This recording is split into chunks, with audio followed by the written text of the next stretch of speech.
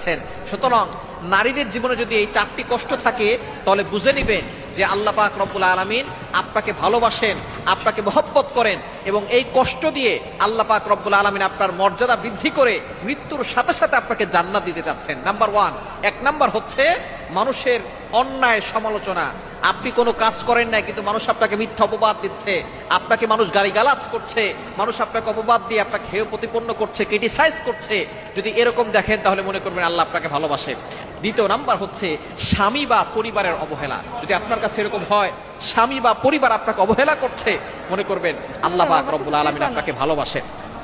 আসিয়া আলাইহিস সালাম সে ফেরাউনের কাছে ছিল, ফেরাউন তাকে কষ্ট দিয়েছে, নির্যাতন করেছে, অবহেলা করেছে, ক্রিটিসাইজ করেছে, কিন্তু তারপরে তিনি ঈমান হারা হন নাই, আল্লাহর উপরে ভরসা রেখেছেন। সুতরাং আপনার স্বামী বা আপনার পরিবার থেকে যদি আপনি অবহেলিত হন তাহলে মনে করবেন আল্লাহ আপনাকে ভালোবাসেন।